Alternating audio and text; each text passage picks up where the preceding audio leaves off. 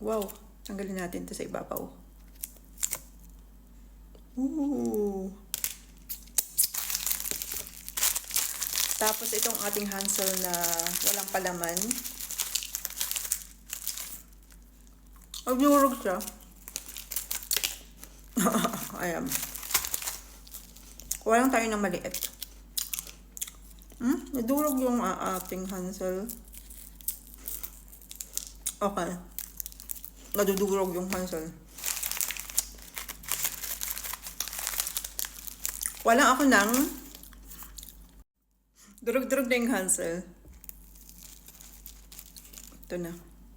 Patong na lang natin dito sa ibabaw. Cheers!